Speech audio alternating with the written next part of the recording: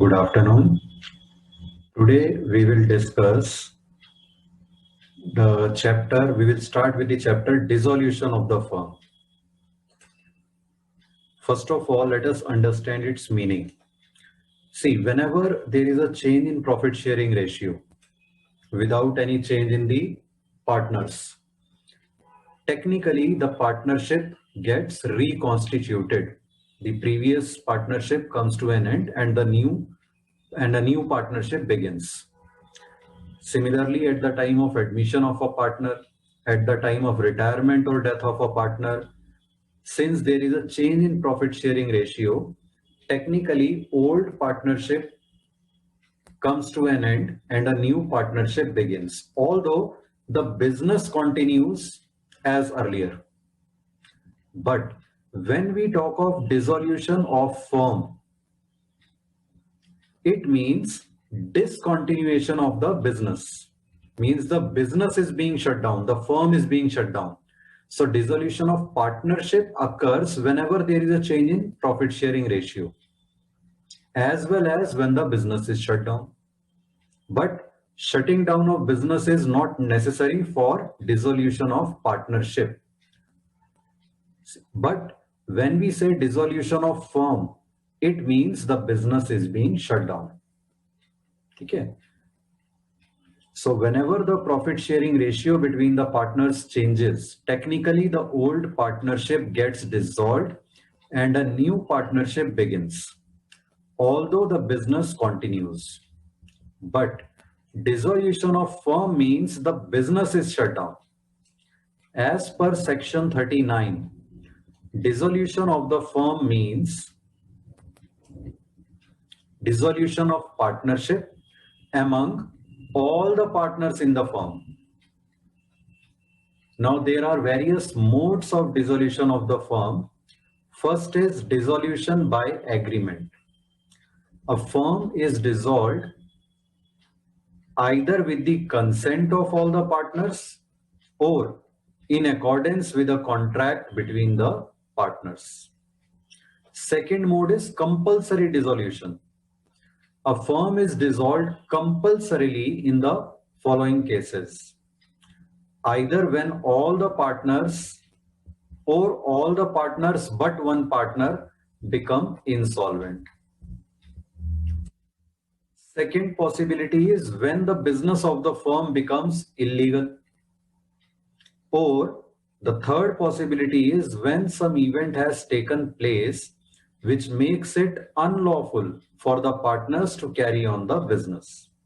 For example, when a partner who is a citizen of another country becomes an alien enemy because of declaration of war with his country, in such a case, the firm may be dissolved compulsorily. Third mode is on happening of certain contingencies. Subject to contract between the partners, a firm is dissolved if constituted for a fixed term by the expiry of that term. अगर firm बनी ही कुछ fixed term के लिए थी तो उस term के बाद dissolve हो जाएगी. If constituted to carry out one or more ventures by completion thereof. Suppose एक shopping mall construct करने के लिए partnership firm बनी थी, तो वो shopping mall जब complete हो जाएगा, the partnership will be dissolved because it was created just for that purpose. Third is by death of a partner. If there were only two partners, because अगर दो ही partner है उनमें से एक की death हो गई तो अब तो partnership नहीं रह सकती. It will become a sole proprietorship. अगर वो एक partner continue करता भी है surviving वाला. And fourth possibility is by the declaration of a partner as insolvent, means bankrupt. Fourth mode is dissolution by notice.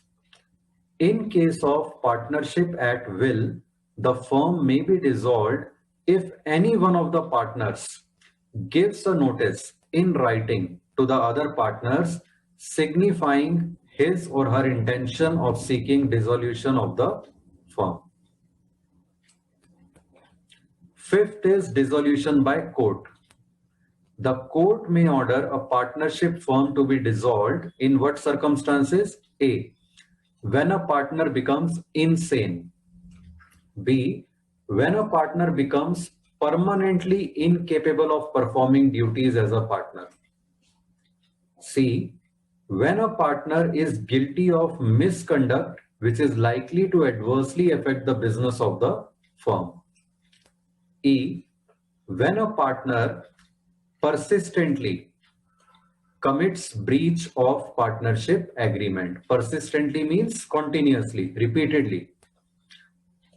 When a partner has transferred the whole of his interest in the firm to a third party, or when the business of the firm cannot be carried on except at a loss, or when on any ground the court regards dissolution to be just and equitable.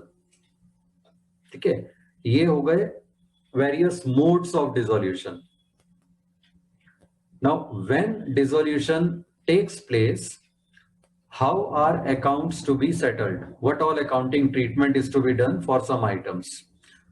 Following rules as provided in section 48 of the Partnership Act 1932 shall apply. A, in case of losses, including deficiencies of capital, they shall be paid first out of profits. If profits are exhausted, still some amount of losses remain, then next out of capital of partners. If the capitals also get exhausted and still losses remain, then lastly, if necessary, by the partners individually in their profit sharing ratio, they will bear the remaining losses.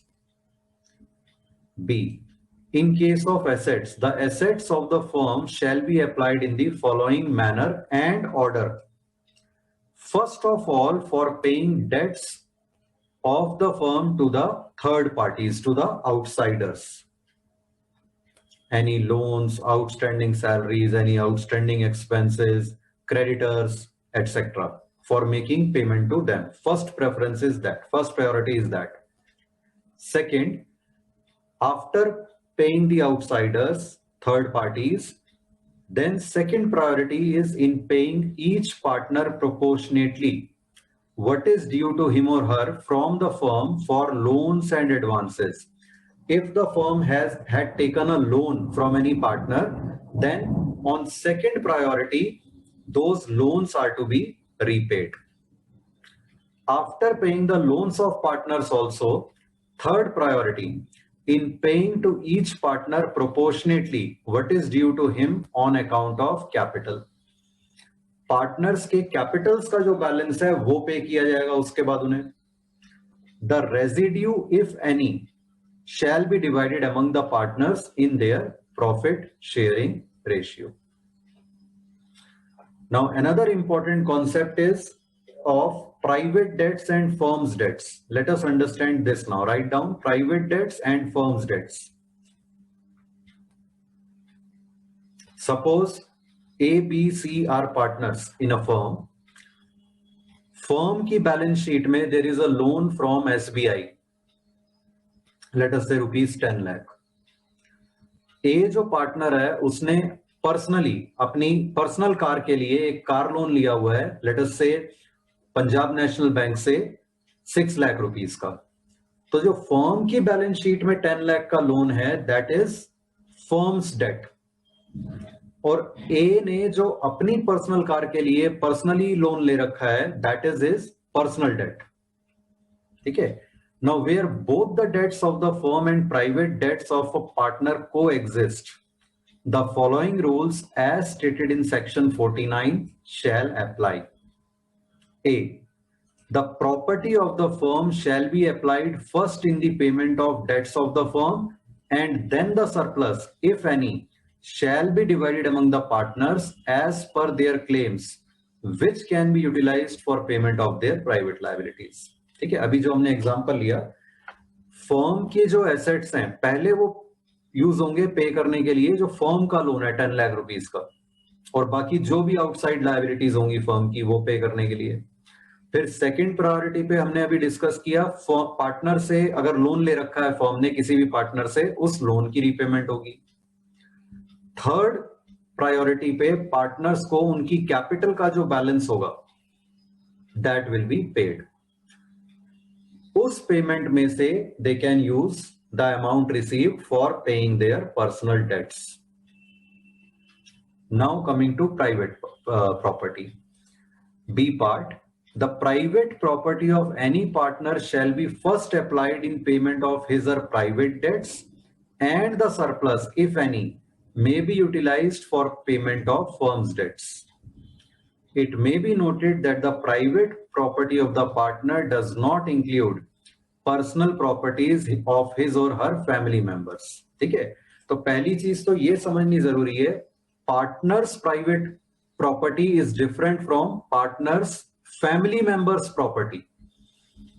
Partnership में there is unlimited liability of partners, but their means their personal assets can also be utilized to pay the firm's debts if the firm's assets are not sufficient to pay the firm's debts. First thing, but it should be remembered that the assets of family members of partners cannot be used for payment of firm's debts. Only the assets which are owned by the partners themselves can be utilized for payment of firm's debts if required. Now, what does this point state? फिर वही example लेते हैं, suppose से ए का 6 लाख का personal loan है और firm का 10 लाख का लोन है। सपोज फर्म के एसेट्स सारे सेल ऑफ करके भी फर्म के 10 लाख में से 4 लाख, लेट अस से 7 लाख का लोन रीपे हो गया, 3 लाख का अभी भी रहता है, फर्म के पास अब कोई एसेट्स नहीं बचे। Now the partners being liable to an unlimited extent to pay the firm's debts may be asked to bring in more amount to pay the remaining 3 lakh rupees. अब ए के पास पर्सनल जो उसके property है, cash, bank balance वगैरह है, वो सब मिलाकर है लेट अस से 2 लाख रुपीस, और उसका पर्सनल जो लोन है वो 6 लाख रुपीस का है, तो उसके 2 लाख रुपीस पर्सनल जो लोन है उसकी रिपेमेंट में यूज होंगे पहले, फर्म की लायबिलिटीज में नहीं। सपोज ए के पर्सनल एसेट्स 8 लाख रुपीस है, तो पहले वो 6 लाख का पर्सनल लोन पे करने में यूज होंगे, उसके बाद जो 2 लाख रुपए बचे वो फर्म में कंट्रीब्यूट हो सकते हैं as per the profit sharing ratio of the partners to pay off the firms debts. तो सिंपल सा कॉन्सेप्ट क्या है, फर्म की property first will be used to pay firms debts, then remaining whatever the partners get as share of their capital, they can utilize it for payment of their personal debts. Second, personal property of partners will be used first to pay their personal liabilities, personal debts, then whatever is left may be used to pay off the firm's debts if required. At the time of dissolution of the firm, following accounts are prepared. First, write down realization account.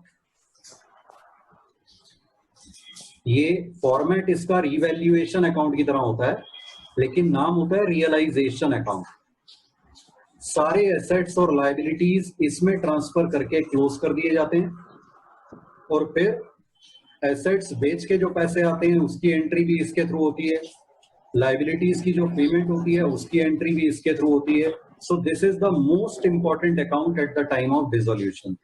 Which one? Realization. Yes. Second, we prepare partners capital accounts.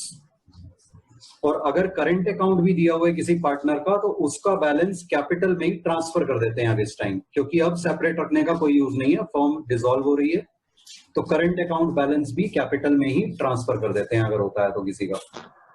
Clear? Yes, sir. Yes. Third thing we prepare is partners loan accounts. अगर किसी partner से firm ने loan लिया हुआ है तो loan accounts partners के अलग से प्रिपेयर होते हैं, वो रियलाइजेशन अकाउंट में ट्रांसफर नहीं होते। Clear? Yes, sir. Return?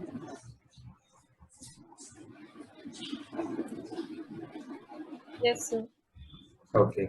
And the fourth account that we prepare at the time of dissolution is bank account. अगर कैश भी दिया हुआ है तो उसका बैलेंस बैंक में ही ट्रांसफर कर लेते हैं, ठीक है, क्योंकि इसके थ्रू सारी पेमेंट्स और कलेक्शंस होंगी।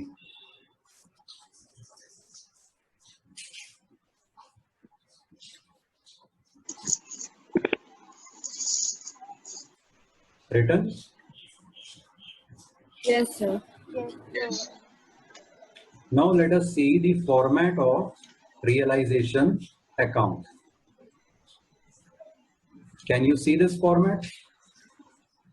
Yes, yes, sir. ये बना लो, अपनी नोटबुक्स में बना लो। रियलाइजेशन अकाउंट हेडिंग आ जाएगी, particulars amount rupees, particulars amount rupees, ऊपर डेबिट और क्रेडिट। बनाकर बताओ, फिर आगे डिस्कस करते हैं।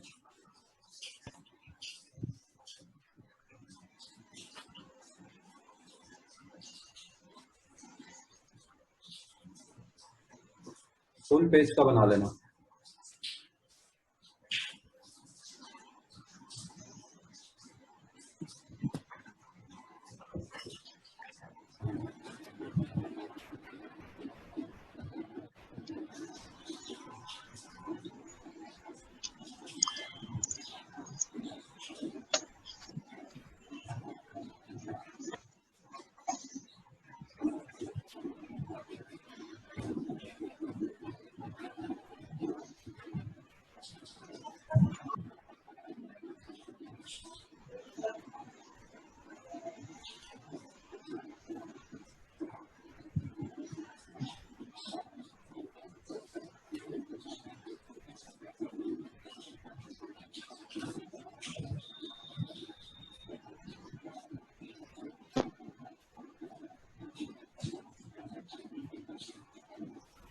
Yes, sir. ओके,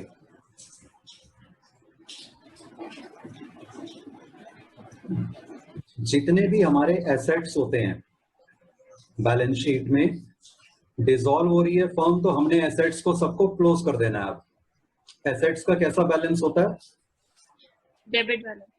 तो उन्हें क्लोज करने के लिए क्या करना होगा? Debit. क्रेडिट। तो एंट्री बनेगी realization account debit to furniture account to machinery account to building account, like this. So all assets are transferred on the debit side of realization account to close them, except cash, bank and fictitious assets. Cash और bank इसलिए नहीं क्योंकि उसका separate account बनेगा।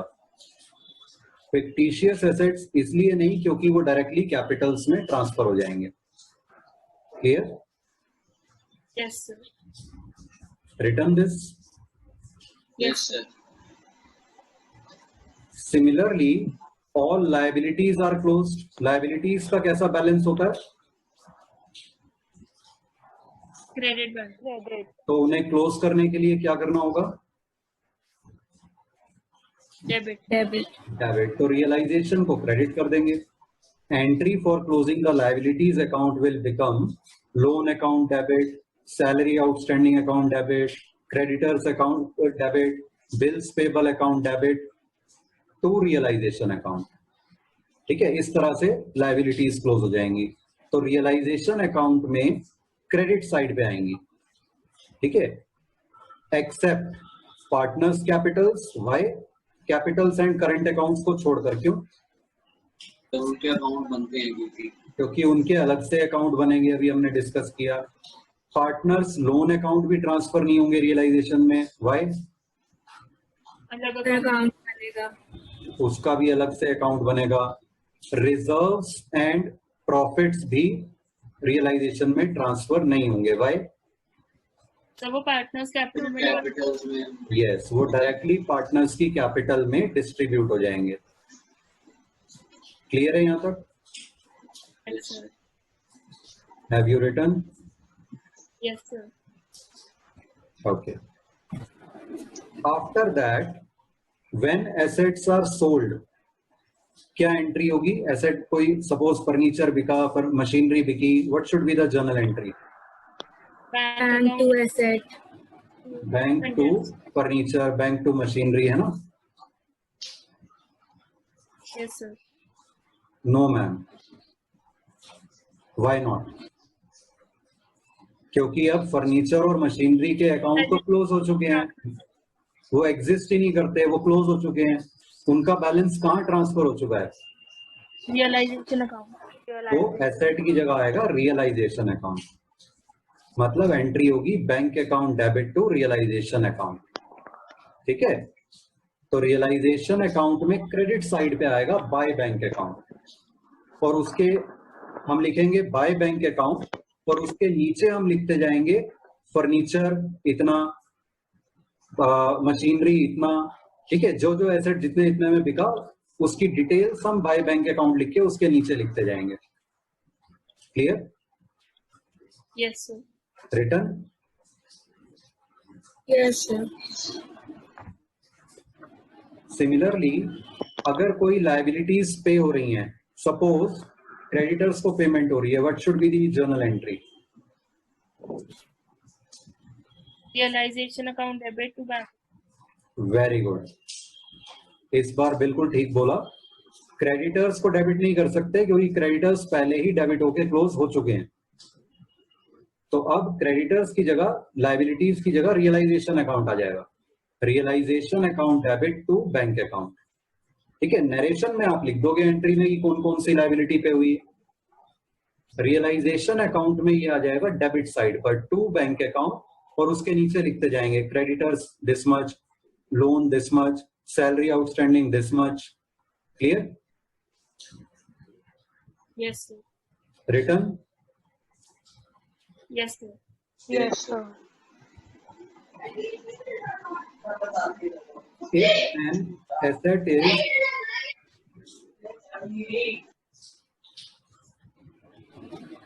if any asset is taken over by a partner, suppose A is a partner, A says कि ये furniture chairs जो हैं हमारे ऑफिस की, ये मुझे बड़ी पसंद है, I want to take them home, ठीक है?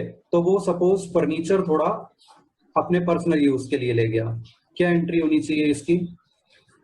Partner A capital account debit to realization account.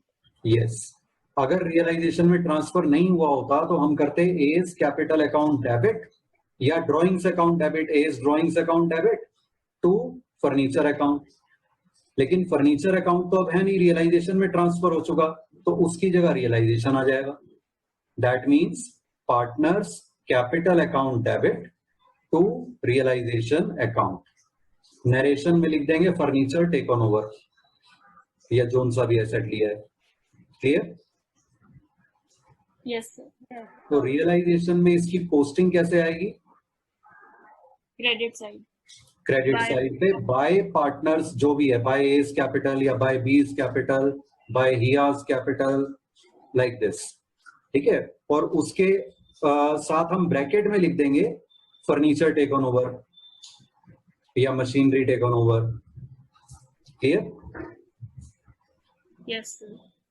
Return? Yes, sir.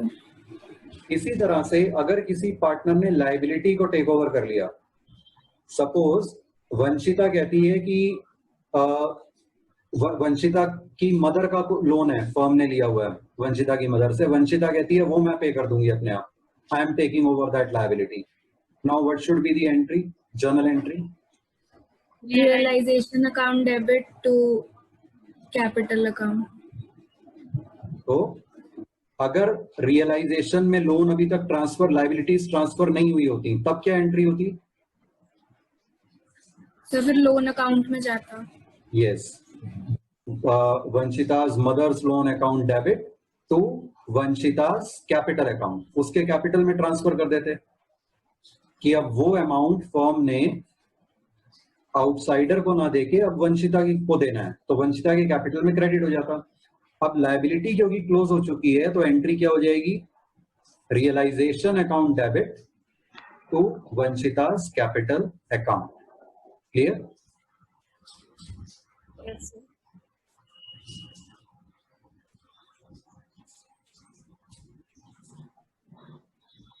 So to partners capital account, और ब्रैकेट में लायबिलिटी का नाम लिख देंगे, लोन टेकन ओवर या creditors taken over.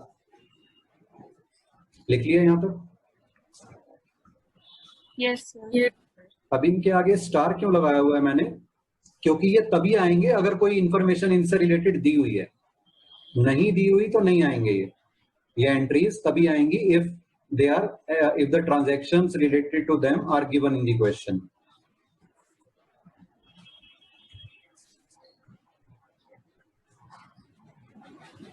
Suppose Saksham says कि डिसोल्यूशन का सारा काम मैं करवा दूंगा, सारे एसेट्स मैं सेल करवा दूंगा, लायबिलिटीज की पेमेंट मैं करवा दूंगा, you leave all this to me.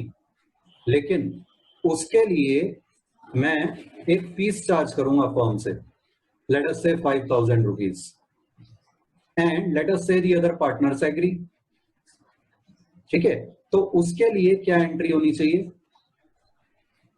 Realization account debit to partner's capital account. यस, रियलाइजेशन अकाउंट डेबिट, क्योंकि फर्म के लिए तो एक्सपेंस हो गया ना ये, रियलाइजेशन एक नॉमिनल अकाउंट है, तो फर्म के लिए एक्सपेंस हो गया तो डेबिट कर दो रियलाइजेशन में। To partners to Saksham's capital account, क्यों? अब फर्म ने उसे इतने पैसे और देने हैं डिसोल्यूशन करवाने के। ठीक है, ये तभी करना है जब क्लियरली क्वेश्चन में लिखा हो that so and so partner will get remuneration for dissolution। अगर ऐसा नहीं लिखा, कई बार क्वेश्चन में ये लिखा हो सकता है Saksham takes the responsibility of getting the dissolution done, लेकिन रेम्यूनरेशन के बारे में कुछ नहीं लिखा, तो ये रेम्यूनरेशन वाली एंट्री नहीं आएगी, इसका मतलब वो फ्री में कर रहा है काम। ठीक है, अगर सब पार्टनर्स ने मिलके एग्री किया है कि उसे कुछ एक्स्ट्रा अमाउंट देंगे इस सारे काम को करने के लिए, only then this entry will come. Clear? Yes, sir. Yes, sir.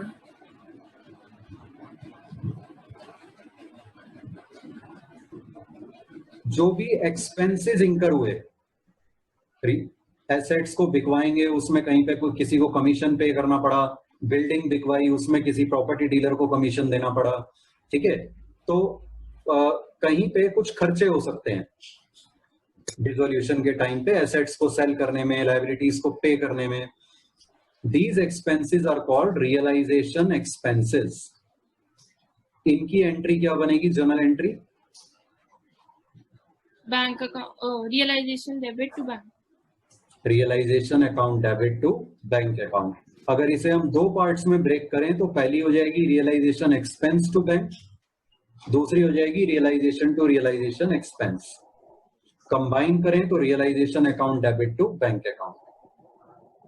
ठीक है, irrespective of the fact whether any partner is getting remuneration or for dissolution or not।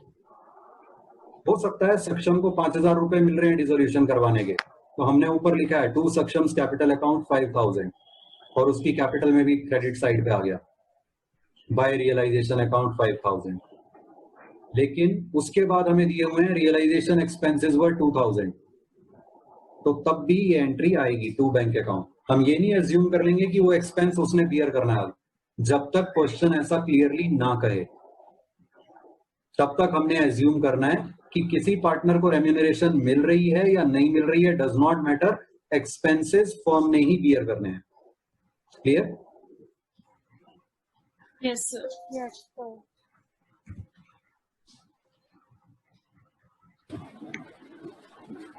जब ये सब हम कर चुके होंगे तो रियलाइजेशन अकाउंट को क्लोज करने से पहले चेक करना है कि जितनी भी लायबिलिटी ट्रांसफर हुई थी क्रेडिट साइड पे शुरू में, क्या उन सब की पेमेंट हो गई है या नहीं।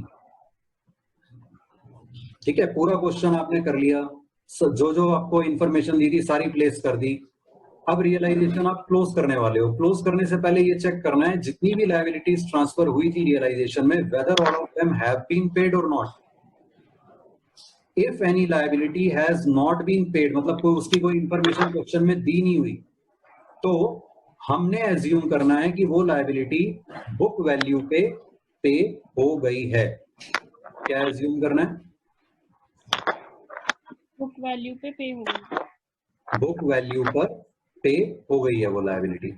ठीक है, तो इसलिए एंट्री आ जाएगी to bank account, payment of those liabilities at book value about which no payment और taken over information is given.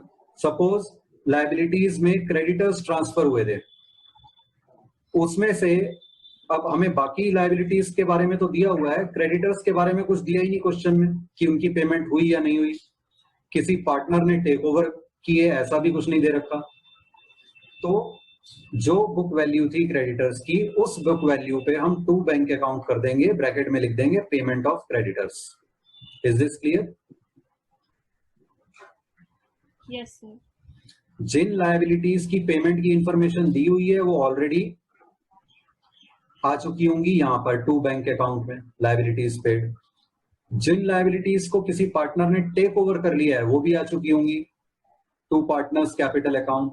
लेकिन जिन लायबिलिटीज की रियलाइजेशन से रिलेटेड कुछ भी इंफॉर्मेशन नहीं दी हुई, उनकी हम एंट्री यहाँ पे कर देंगे टू बैंक अकाउंट करके. क्लियर? Yes sir. लेकिन एसेट्स के केस में हमें ऐसा नहीं करना. अगर सपोज 10 एसेट ट्रांसफर हुए थे, उसमें से 2 के बारे में कोई इंफॉर्मेशन नहीं दी हुई, तो हम एज्यूम करेंगे उनका कुछ भी रियलाइज नहीं हुआ. So we will not make any entry for them. Clear? Yes sir.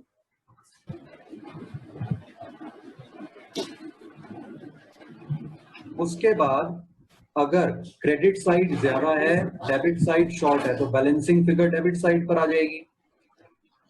उसे हम ट्रांसफर कर देंगे टू पार्टनर्स कैपिटल अकाउंट, क्योंकि वो गेन है रियलाइजेशन का. ठीक है, किस रेशियो में? Old ratio. ओल्ड रेशियो या न्यू रेशियो या gaining sacrificing ratio? Old race. तो जितना भी शेयर होगा पार्टनर का. यहाँ पर क्या हो रहा है? Firm Old dissolve ratio. हो रही है, फर्म डिसॉल्व हो रही है, रेशियो चेंज नहीं हो रहा. तो यहाँ पर कोई ओल्ड रेशियो नहीं है, कोई न्यू रेशियो नहीं है, कोई गेनिंग सैक्रिफाइसिंग रेशियो नहीं है. यहाँ पर सिर्फ एक ही रेशियो है, profit sharing ratio. Old new सब वही है. ठीक है, तो प्रॉफिट शेयरिंग रेशियो में पार्टनर्स की कैपिटल में ट्रांसफर हो जाएगा गेन. क्लियर? यस. यस. और अगर लॉस हुआ तो क्रेडिट साइड पे. तो वो क्रेडिट साइड पे आ जाएगा. ठीक है, यहां तक क्लियर? Yes sir. अब लिखो accounting treatment of some specific items.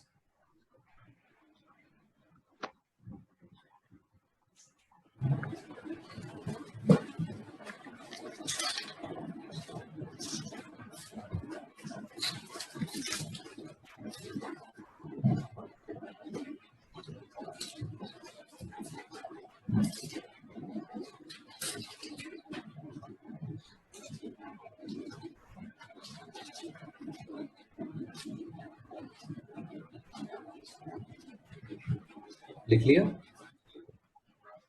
Yes sir. First point लिखो, existing goodwill is transferred to realisation account along with other assets.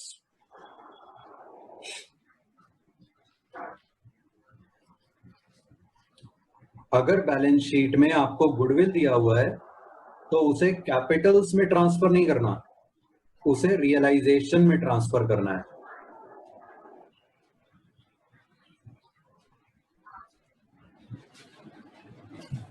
Yes.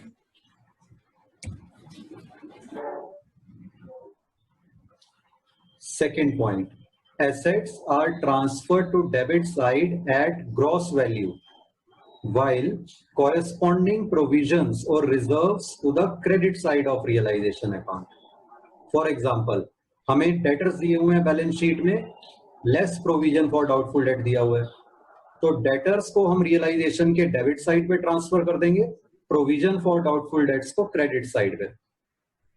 Similarly अगर इन्वेस्टमेंट्स दी हुई हैं हमें एसेट्स में और लायबिलिटीज में दिया हुआ है इन्वेस्टमेंट फ्लक्चुएशन रिजर्व, तो इन्वेस्टमेंट्स को हम ले जाएंगे रियलाइजेशन के डेबिट साइड पे और इन्वेस्टमेंट्स फ्लक्चुएशन रिजर्व को we will transfer on the credit side of realization account.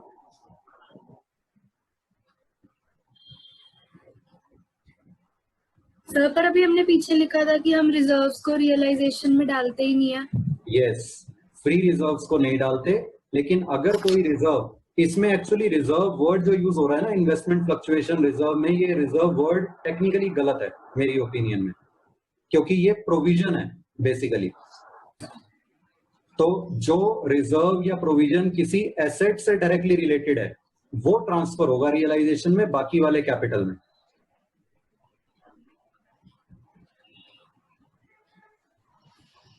Okay. Return Yes, sir. Amounts of fictitious assets, कोई डेफर्ड रेवेन्यू एक्सपेंडिचर दिया हुआ है, ठीक है, कोई एडवर्टाइजमेंट एक्सपेंडिचर दिया हुआ है, तो जितने भी कोई प्रिलिमिनरी एक्सपेंसेस दिए हुए हैं, fictitious assets are transferred to partners capital account. क्या एंट्री हो जाएगी उसके लिए? Partners capital debit to fictitious assets. Yes.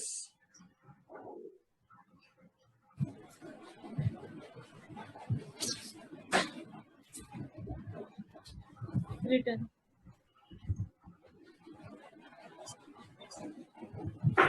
Partners family members loans are transferred to realization account along with other liabilities because they are treated as outside liabilities only.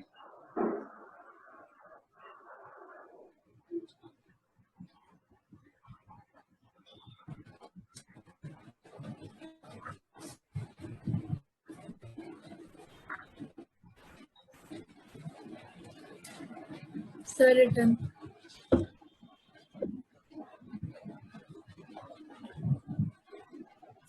Accumulated profits and reserves are transferred to partners capital account.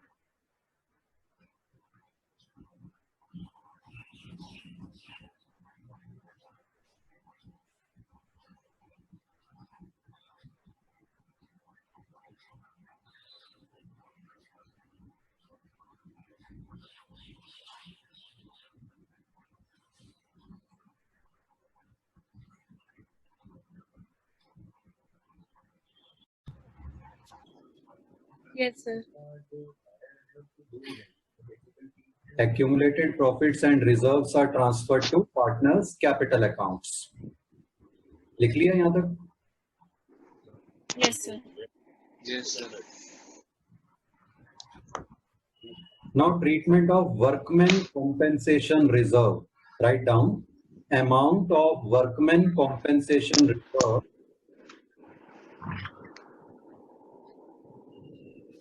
up to actual liability of claim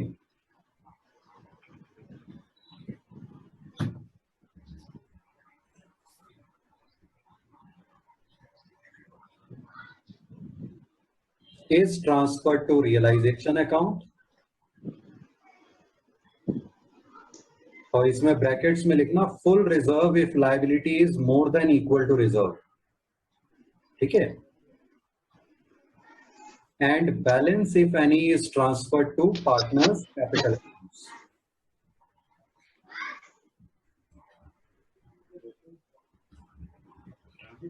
sir और अगर liability ज्यादा है reserve से? हाँ वही अभी ले रहे हैं, एग्जांपल लेते हैं. सपोज वर्कमैन कॉम्पेंसेशन रिजर्व आपको दिया हुआ है लायबिलिटीज में 25,000, ठीक है, और आपको एडिशनल इंफॉर्मेशन में दिया हुआ है कि वर्कमैन कॉम्पेंसेशन क्लेम की लायबिलिटी है लेट अस से 20,000, तो क्या करेंगे? वर्कमैन कंपनसेशन 5,000 पार्टनर्स कैपिटल में डिस्ट्रीब्यूट कर देंगे. और बाकी 20,000 का क्या करेंगे?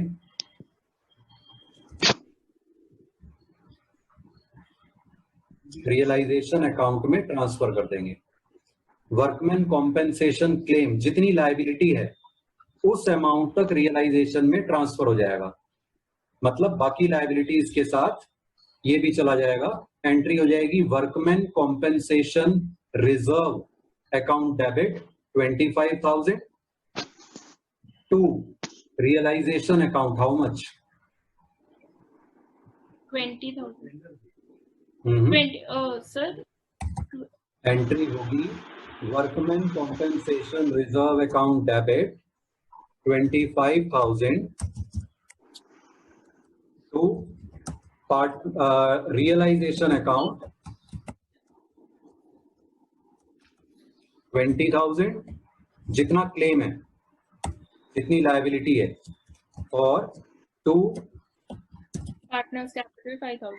पार्टनर्स की कैपिटल में उनके प्रॉफिट शेयरिंग रेशियो में बाकी का चला जाएगा 5,000. Is this clear? Yes. Suppose reserve is 25,000 and the claim is also 25,000, then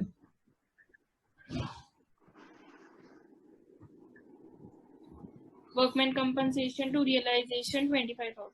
पूरा रियलाइजेशन में चला जाएगा, पार्टनर्स कैपिटल में कुछ भी अमाउंट नहीं जाएगा, ठीक है। और बाद में एक और एंट्री आएगी, इसकी पेमेंट की एंट्री भी आएगी। वो एंट्री क्या होगी? रियलाइजेशन टू कैश या realisation to bank 25,000।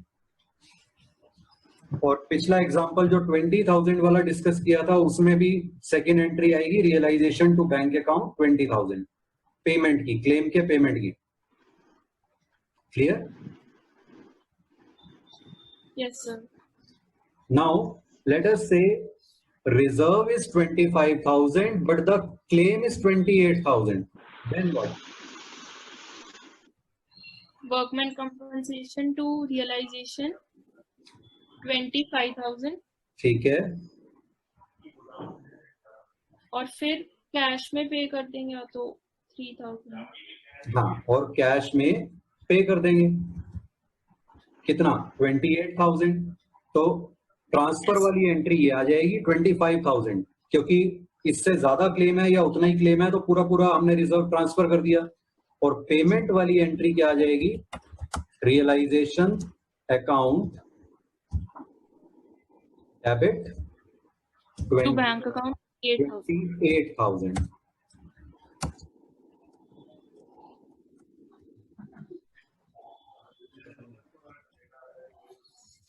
Is it clear? Yes, sir. Any doubt up to here? Anyone? No, sir.